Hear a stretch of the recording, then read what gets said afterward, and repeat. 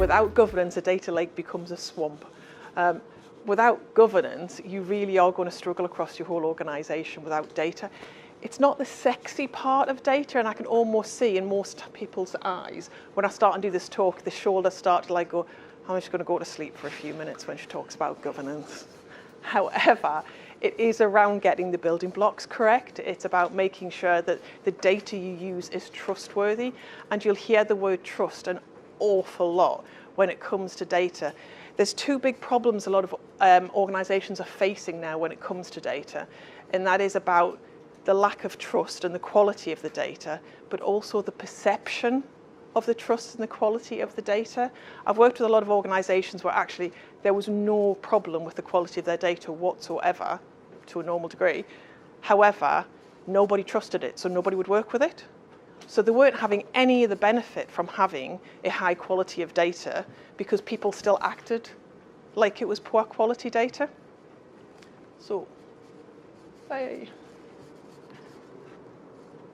you see, I've got so much detail on my slides, you can see why I could just start talking. So, what do we mean by governance, and how do we help organisations do something with that? Well, actually, governance is really simple. It's about helping everybody understand the rules of the game, and the rules of the game being the organisation that you're working with. If you can imagine somebody turning up onto a rugby pitch dressed to play water hockey, and somebody else coming on to play football, and somebody else coming on to play hockey, they're not really going to have a very simple game, are they? It's not going to really work for them very well. Well, the governance is just help them understand what rules of the game. It's an agreement on how you're actually going to play that game. And if you want to play lots and lots of different teams, there needs to be a broader agreement about the type of rules that you're all playing to. So I'm talking about here where things like the GDPR regulations. That's a standard. That's part of the rules of the game that we all need to play. And organisations need to govern themselves to make sure that they're getting the best from that. And I'm sure that I can talk about GDPR for a long time, but I'm not convinced that we all got the best from it, because we took from it what we shouldn't do. And I don't know about you, but did anybody else have quite a few emails that popped up going, please, don't forget us, say we can still talk to you? Organisations didn't really spend enough time thinking about how they got the best from the rules of this game, how they could better serve their customers, how they could better help their customers.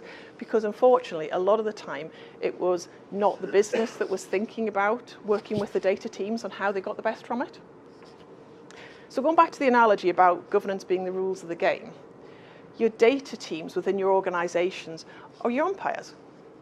They're the referees, they're the people that are there to just make sure that the rules of the game are played to the best for your team, for your organisation, and that it continues to work.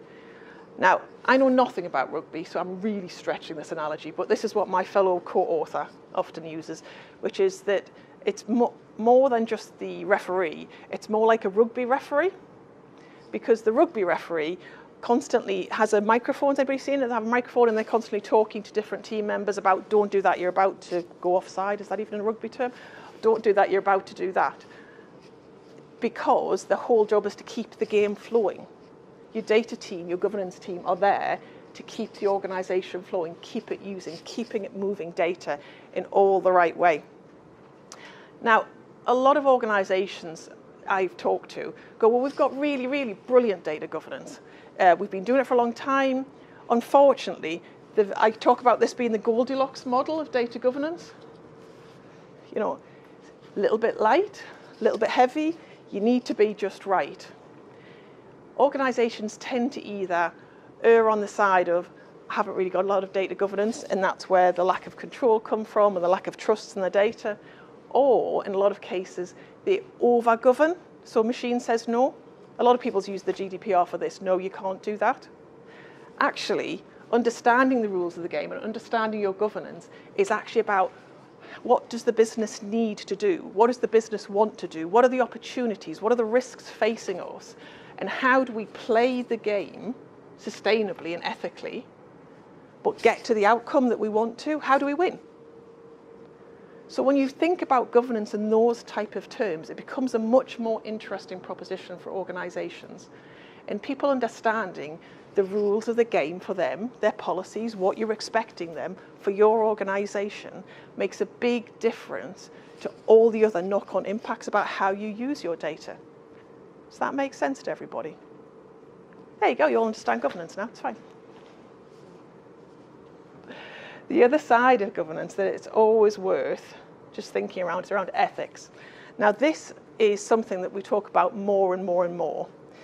Data ethics is no more, no less than just the ethics that concern data. I'm personally a big advocate for the same kind of thing that you are, that we don't need to reinvent terms for the sake of reinventing terms. That just overcomplicates things. Data is simple. Everybody uses data, you know, with searching on Google, with using Facebook. Hell, my dad could even look things up in the phone book. He is using data to some degree, shape or form. Why we need to create terms for it is just beyond me, especially when we're talking to a lot of business people, because their skills come from what they know in the business. Their skills come from what they know about the finance in the organisation, from the people in the organisation. We don't need to confuse the matter. But data ethics is becoming more and more to the fore when we hear things like Facebook this week. Did anybody see the Facebook story this week? There's a story in the news this week about Facebook where they used a market research app.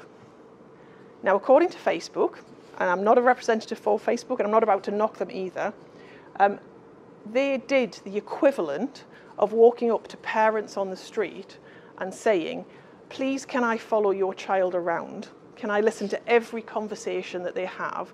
Can I go every single place they go? And in return for you giving me access to that much information about your child, I will give you $20 a month. Now, I don't know how many parents in the room, but I'm a parent myself. And I think if somebody walked up to me in the street and said that to me, I probably would have said no. When it's put in that context, it's a big difference from what Facebook did, which was put it in lots of terms and conditions. And I'm absolutely sure that somewhere in those terms and conditions, it would have explained that in really complex language. It's a perfect example of just because you can doesn't mean you should. Just because Facebook could convince parents that it was okay to have that kind of access to their children doesn't mean they should have done it. If you're nodding around, yeah, I think it, for me as a parent, that really resonated with me. I work with a lot of organisations helping them understand how they can use their data in an ethical and sustainable way and still meet their business goals without having to cross that line. I think as a parent, it gives you an insight into, you know, why you would want to be better at this kind of stuff, why we want organisations to take this kind of stuff seriously. And that's why the governance and the ethical elements we're building into a lot of the courses so that everybody has an insight into just because you can doesn't mean you should. That makes sense to everybody? Excellent. There you go. You know all about data ethics now as well.